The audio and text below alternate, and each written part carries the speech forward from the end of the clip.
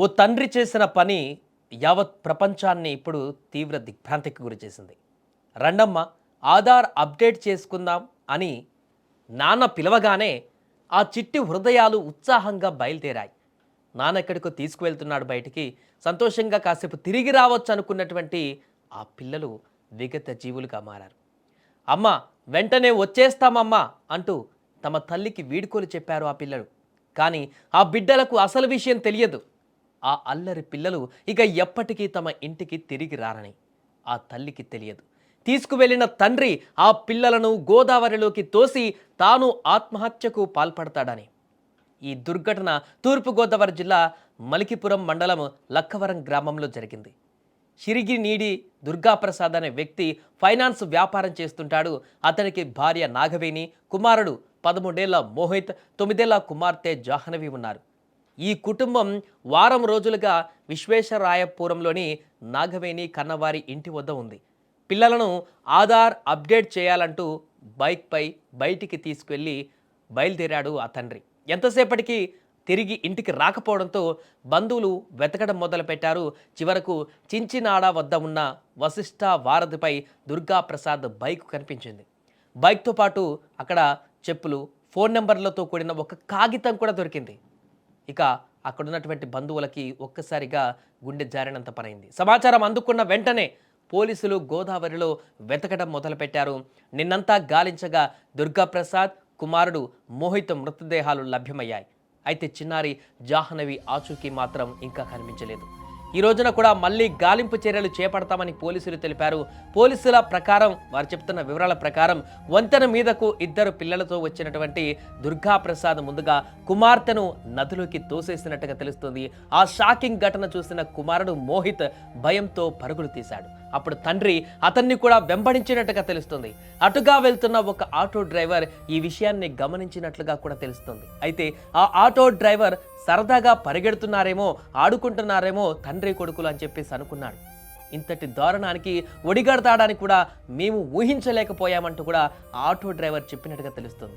So 2 పిల్లలతో సహా ఆత్మహత్య చేసుకోవాల్సినంత పెద్ద కష్టం ఏమొచ్చిందని బంధువులు, స్థానికులు ఇప్పుడు తీవ్ర ఆవేదన వ్యక్తం చేస్తున్నారు. కుటుంబంలో కలహాలు ఏమైనా ఉన్నాయా, లేక ఆర్థిక సమస్యలు ఏమైనా ఇబ్బంది పెట్టాయా? వెంటాడి మడి కొడుకును చంపినటువంటి దయనీయమైనటువంటి పరిస్థితి ఆ తండ్రికి ఎందుకు వచ్చింది? ఎలాంటి కారణాలు ఈ యొక్క బలవన్మరణానికి దారితీశాయి? అంటే వారిని ఒక రకంగా హత్య చేసినట్టు పిల్లల్ని తను బలవన్మరణం పాల్పడ్డాడు.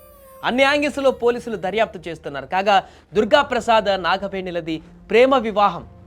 ప్రేమించుకున్నారు, కలిసిందాం అనుకున్నారు, జీవితాంతం కలకాలం గడుపుదాం అనుకున్నారు, పిల్లలతో సంతోషంగా ముందుకు వెళ్దాం అనుకున్నారు. కానీ ఈరోజు ఇంత దుర్మార్గపమైనటువంటి పనికి పాల్పడ్డాడు దుర్గాప్రసాద్. ఒకప్పుడు ఉపాధి కోసం కువైట్ కూడా వెళ్ళొచ్చాడు. వీళ్ళిద్దరిని విశ్వేశ్వరాయపురంలోనే చదివిస్తున్నాడు. ఇటీవల నాగవేణి తండ్రి రేకపల్లి వెంకటేశ్వరరావు గల్ఫ్ నుంచి వచ్చాడు. అందుకే వారం క్రితం వీరంతా ఆ ఊరు వెళ్ళారు. ఆ సమయంలోనే ఈ దారుణం జరిగింది. అక్కడ ఏమైనా ఇష్యూస్ అయ్యాయా, అక్కడ ఏమైనా గొడవలు అయ్యాయా, వారికి మధ్య వాగ్వాదాలు ఏమైనా జరిగాయా అనేటువంటి కోణం కూడా ఇప్పుడు బయటికి రావాల్సిన ఉంది. ఆర్థిక సమస్యలు ప్రెజర్ పెట్టి ఉంటాయని కూడా ప్రస్తుతానికి అనుమానిస్తున్నారు. కానీ ఇంత దారుణమైనటువంటి ఘటన జరగడం అయితే అక్కడ ఉన్నటువంటి స్థానికులను తీవ్ర దిగ్భ్రాంతికి గురి చేస్తుంది. తనకేమైనా సమస్యలు ఉంటే, ఆర్థిక సమస్యలు ఉన్నా, భార్యతో సమస్యలు ఉన్నా, ఇంకా కుటుంబ సభ్యులతో సమస్యలు ఉన్నా, ఆ ఒక్క వ్యక్తి ఇలాంటి ఆ నిర్ణయం తీసుకోవడం తప్పే. కానీ ఆ ఒక్క వ్యక్తి నిర్ణయం తీసుకుంటే వేరేలాగుండేది. కానీ కన్న బిడ్డలను అత్యంత దారుణంగా, వారికి బతకాలనుంది, వారికి జీవించాలనుంది, వారికి ప్రపంచాన్ని చూడాలని ఉంది. కానీ వారి ఆశలను, కలలను సమాధి చేశాడు ఆ తండ్రి. పూర్తిగా వారిని ఆ గోదావరిలో తోసేసి చంపేసి తను కూడా బలవన్మరణానికి పాల్పడ్డాడు.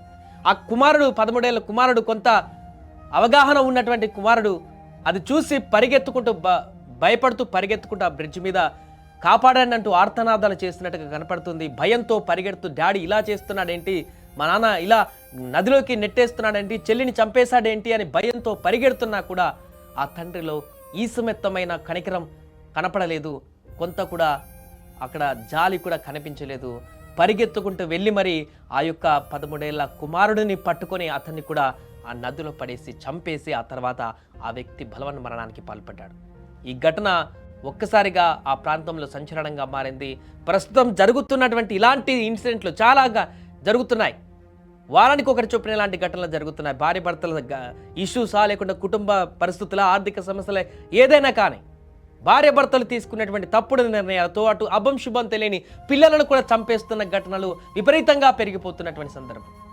చాలా మంది పిల్లలు కలగక, సంతానం లేక, పిల్లలు కావాలంటూ ఏడుస్తున్నటువంటి కుటుంబాలు కోకొల్లలు ఉన్నాయి. అలాంటి వారి ఇలాంటి వార్తలు చూస్తూ కుమిలిపోతున్నారు. ఏంటి దేవుడా ఇలాంటి పరిస్థితి, మాకు ఇలాంటి పరిస్థితి, వారికేమో ఉన్న వాళ్ళకి ఇంత దారుణమైనటువంటి పరిస్థితి, ఎందుకు ఇలాంటి పరిణామాలకు దారితీస్తున్నావు అంటూ క్వశ్చన్ చేస్తున్నారు దేవుణ్ణి. ఇప్పుడు జరిగినటువంటి ఘటన ఆ కుటుంబాన్నే కాదు, అక్కడ స్థానికులనే కాదు, యావత్ 2 తెలుగు రాష్ట్రాల ప్రజలను కూడా తీవ్రంగా కలిచివేస్తుంది.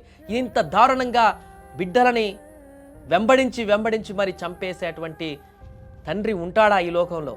ఇంత దయాదాక్షిణ్యం లేకుండా, జాలి లేకుండా పిల్లల్ని చంపేటువంటి పరిస్థితి కూడా తండ్రికి వస్తుందా అనేటువంటి ప్రశ్నలు ఉత్పన్నమవుతున్నాయి.